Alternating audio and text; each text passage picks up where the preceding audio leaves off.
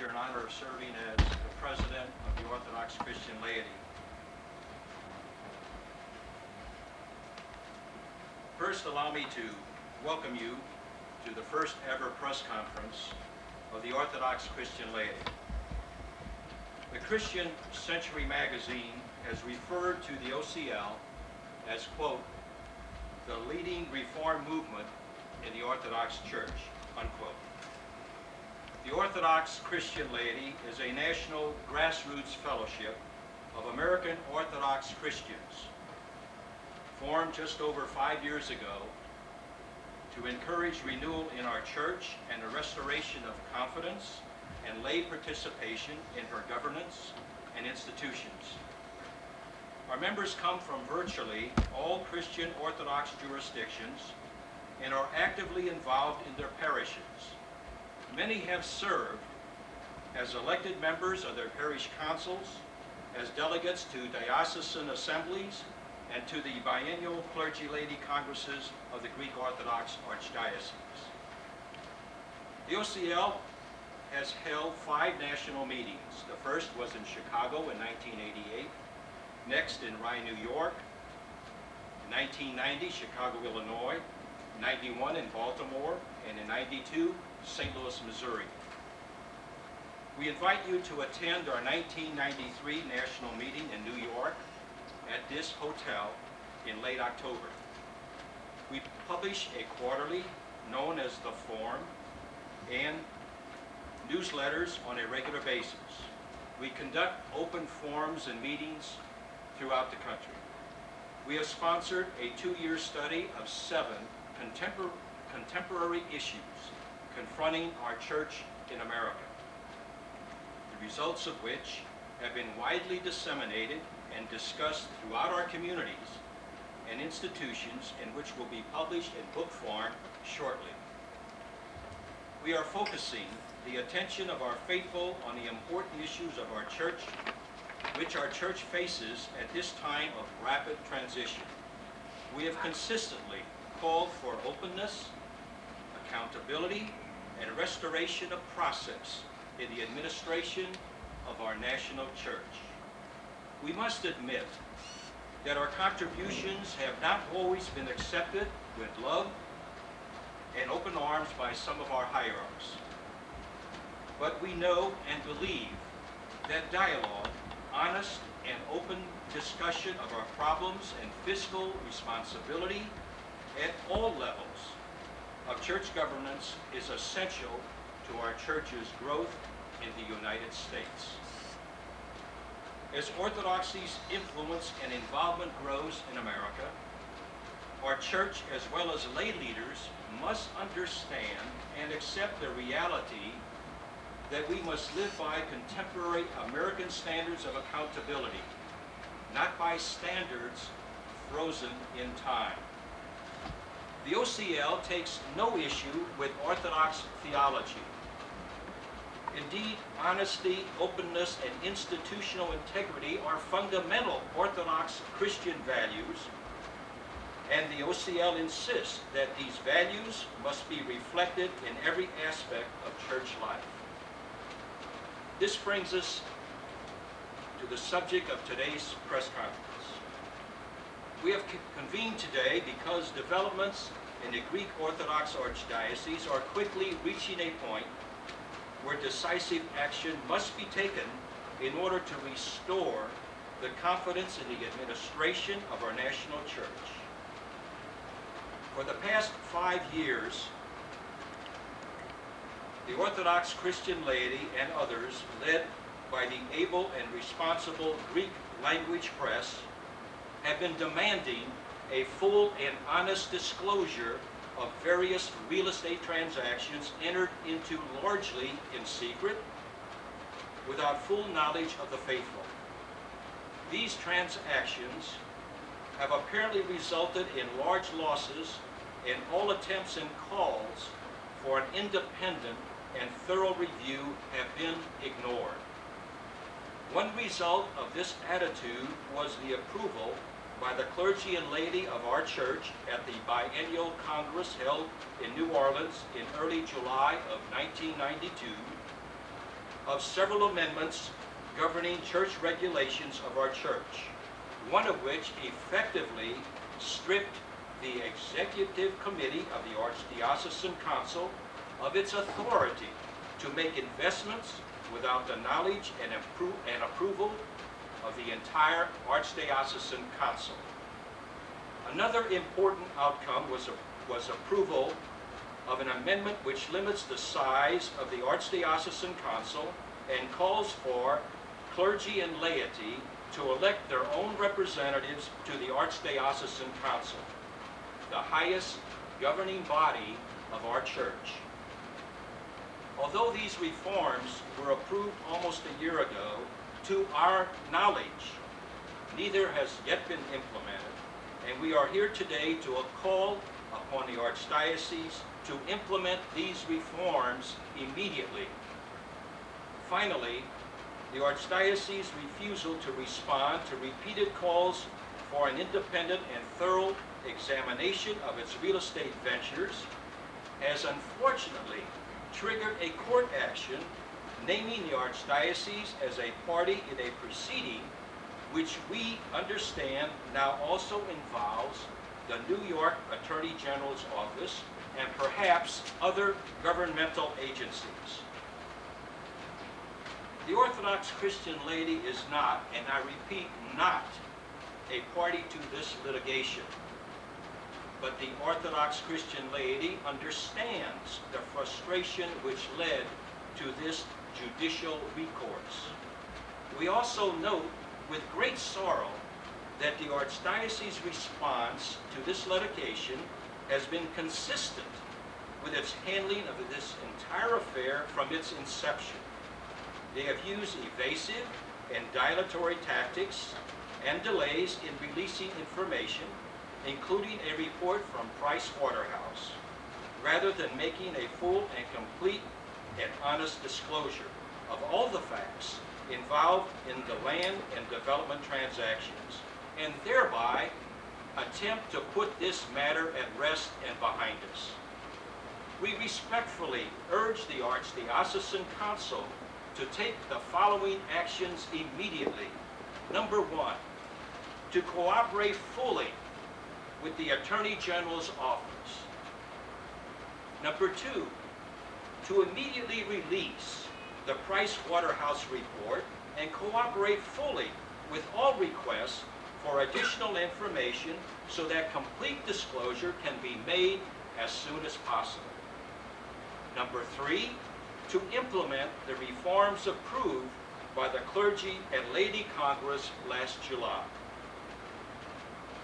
We come here today as members of our church, not as outsiders. We are part and parcel of the Greek Orthodox experience in this great and wonderful country. And as such, we bear a deep obligation for the health, the well-being, and continued growth of that experience.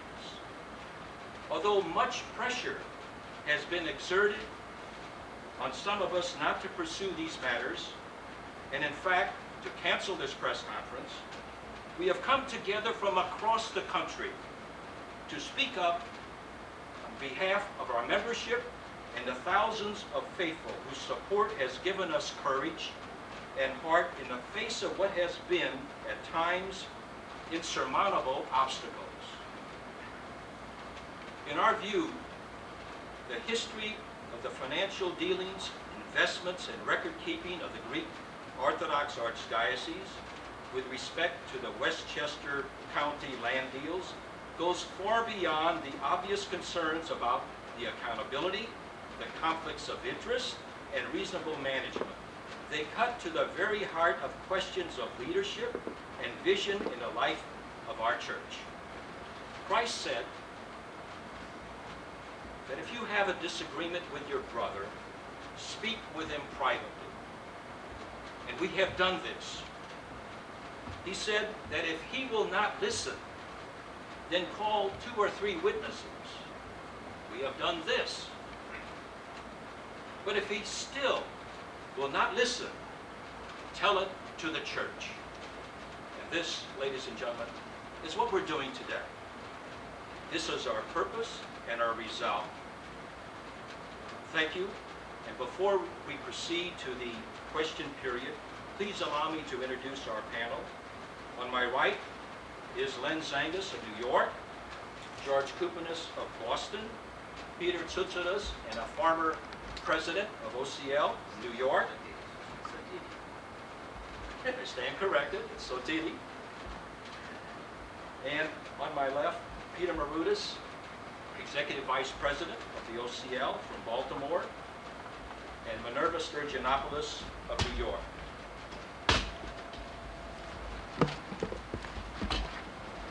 Now, before we proceed to our question and answer period, I would ask that each member of the press, in asking a question, identify yourself and your organization or the media organization you are representing. I'd like to open this up for questions.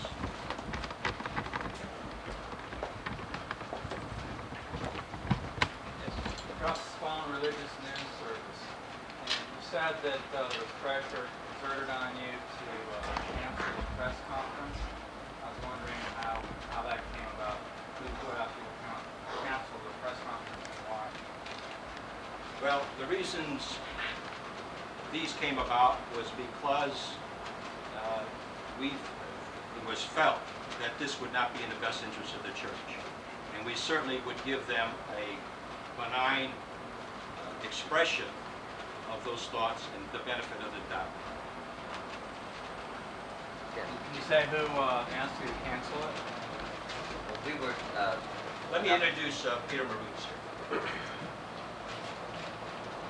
A number of us were contacted by representatives of the Archdiocese, from the Archdiocesan Council, and were advised or urged to that this would be untimely and would not be beneficial to the church. And it was our feeling that in view of Orthodox Christian laity's long involvement in this particular issue, that it was both for the benefit of the faithful in order to get a full and complete disclosure of this, and in terms of our own institutional monitoring of this, that it was necessary to hold a press conference at this particular time in order to keep the process of disclosure and full knowledge moving.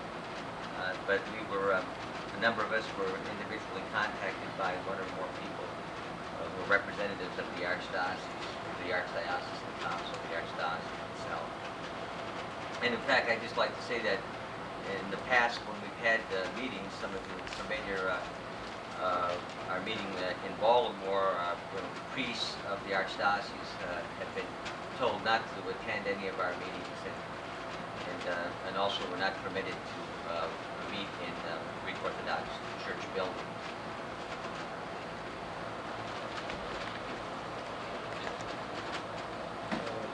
My name is Daskalos Thanasis from the National Herald, the Greek National Herald. First of all, can you explain us in brief what are your differences? I mean, why all this friction exists between you and the Greek Orthodox Church, I mean the Archdiocese, I should say. And secondly, I'd like to ask you, how do you see this matter evolving? In other words, how far are you prepared to go to see this matter resolved? I think on the first question, I would term it friction. There's clearly a difference of point of view between the present lay leadership of the Archdiocese and the Orthodox Christian laity. It comes down basically to accountability and to full disclosure of the facts surrounding this. Orthodox Christian laity from as early as 1989 in one of our forums published and printed articles about this, and repeatedly in discussions, in letters, in the 1992 edition of the forum, which I can show you here. We had a whole issue devoted to this matter in our newsletters. So we thought it would be best for the church to fully disclose this before it reached the situation, which it unfortunately has now, it reached the judicial area. So our concern was that the church address this immediately and openly, so we wouldn't be where we are now. No one foresaw it, but as it moved along, it's now into a court action.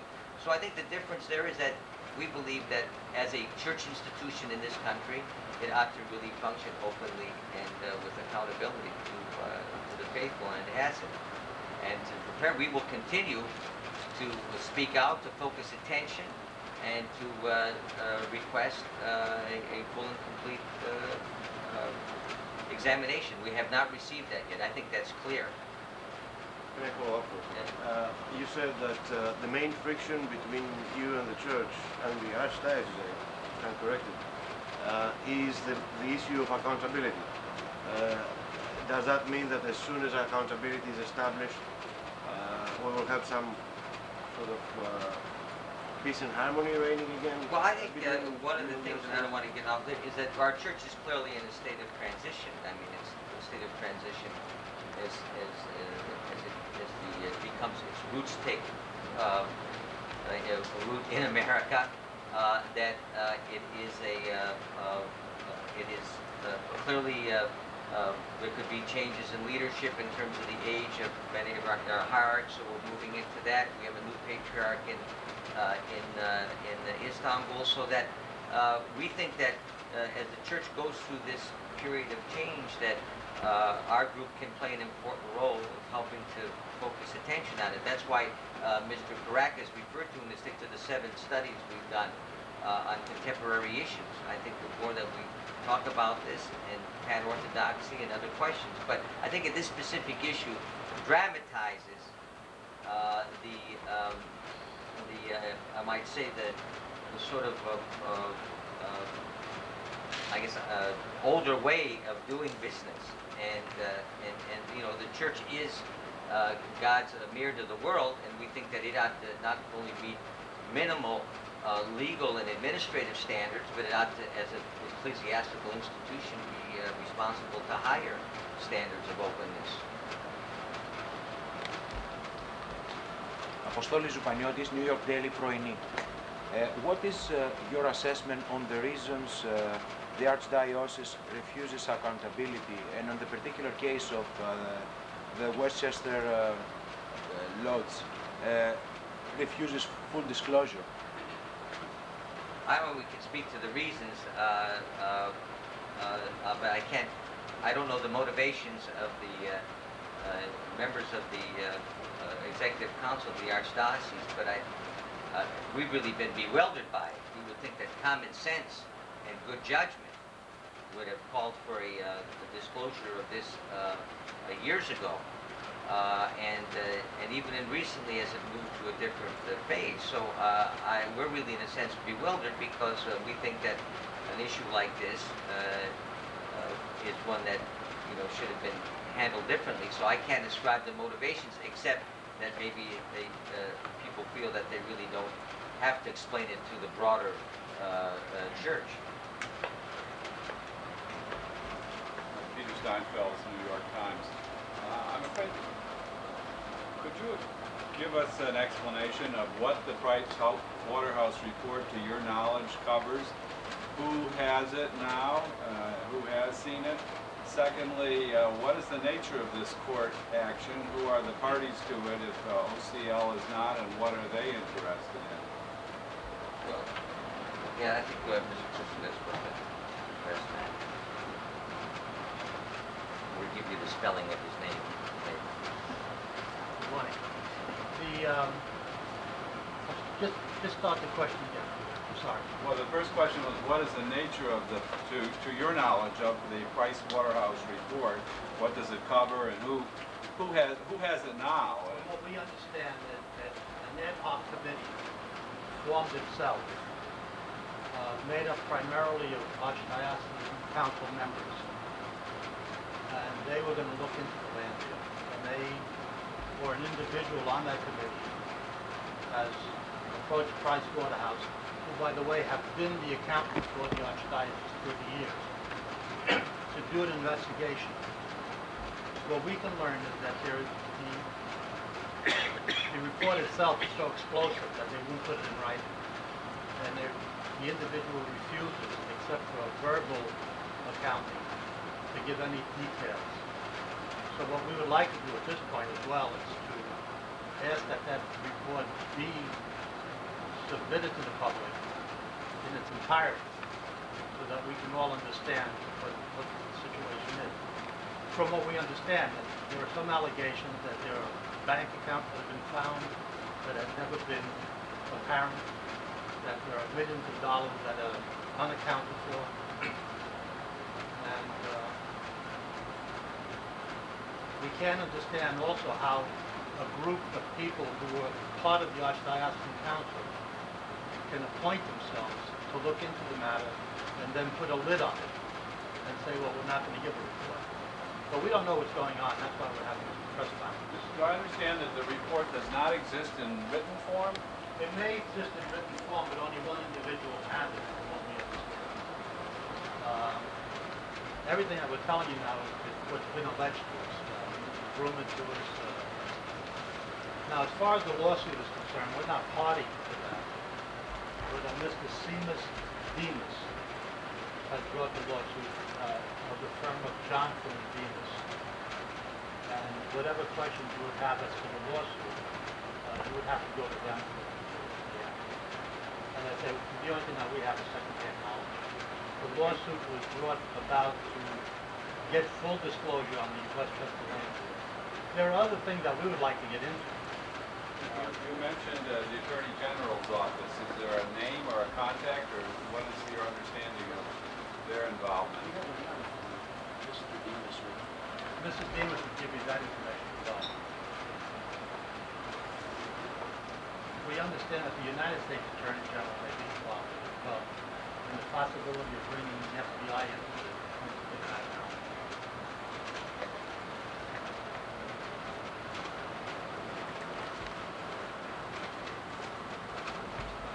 Yes, Peter Maclear's Great American Review. I would like to address another issue.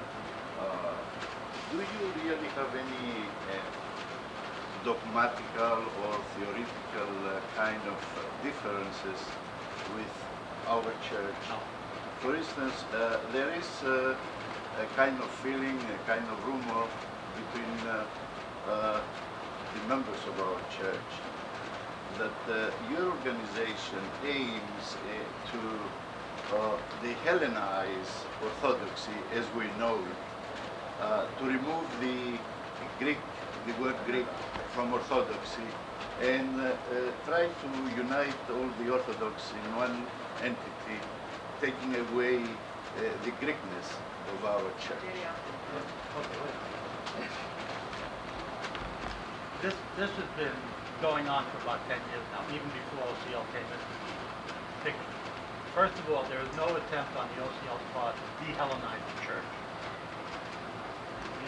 We think that the issue of the language that has been brought up by people in the church is a red herring, to confuse the issue, to deflect from the true issues of what we're addressing, our true purpose.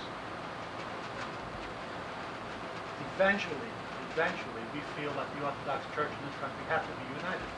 It can't be 10 different segments of denominations. Now, what's going to happen to the language? The language is going to survive.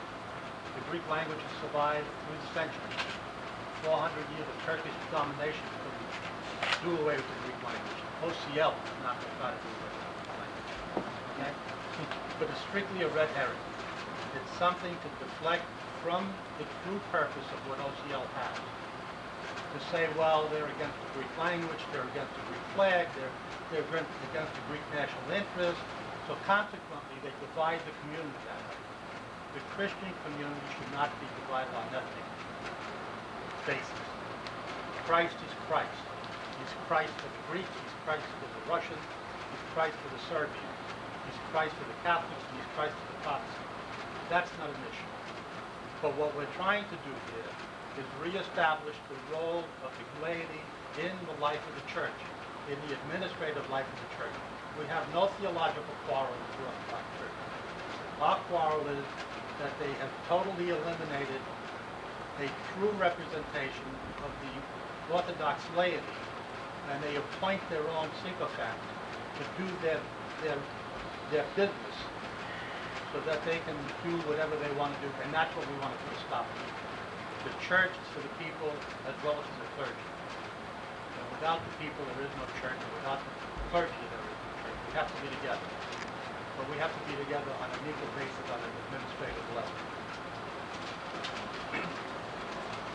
Again, from the National Herald. It was reported yesterday in our newspaper that Mr. Dimitriadis, who is a developer of this land in Westchester,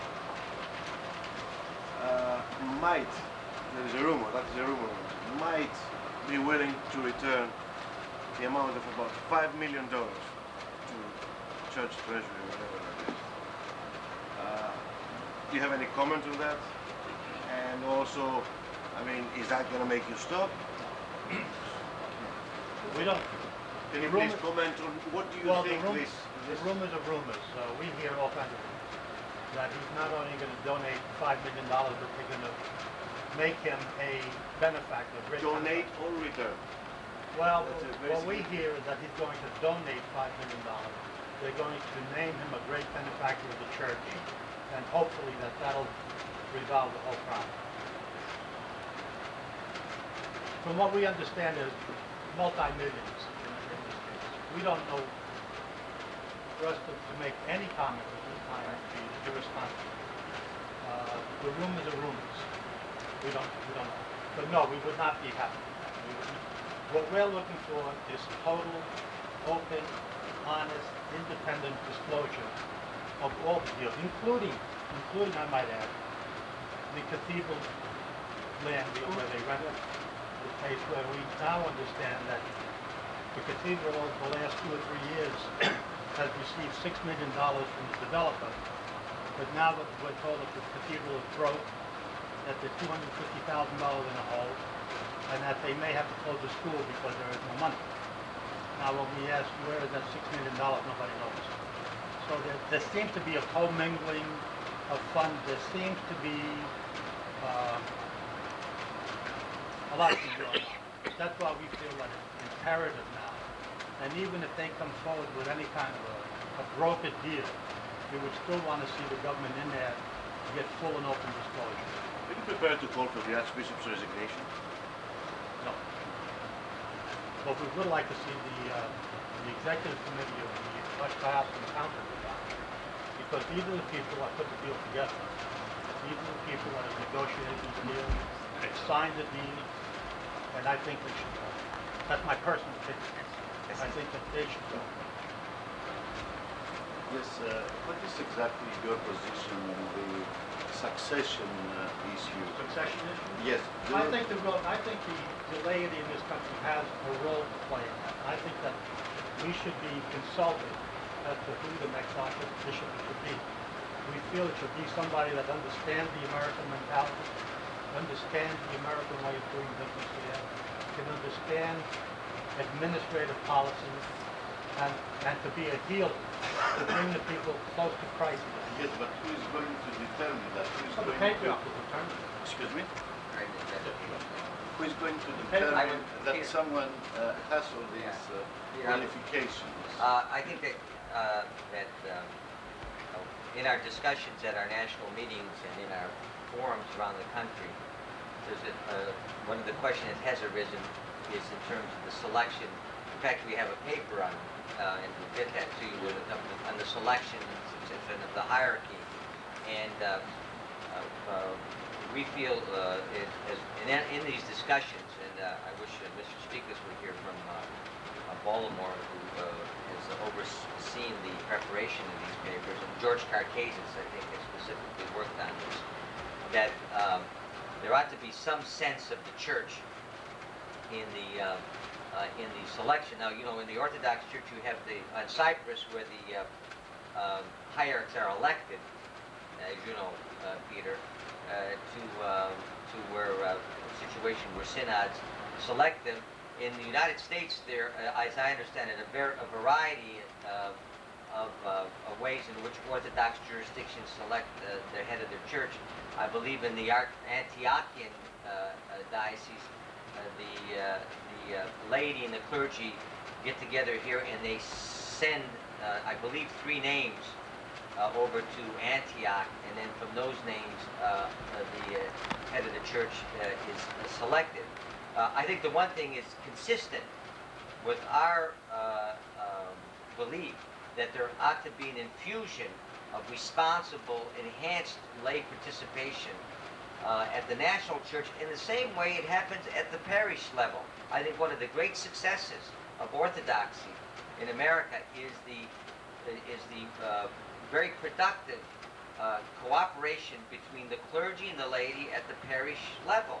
There you have an infusion of lay participation. We feel that the church at the national level will not succeed in its spiritual objectives, in its ecclesiastical objectives, in its institutional objectives, if it doesn't have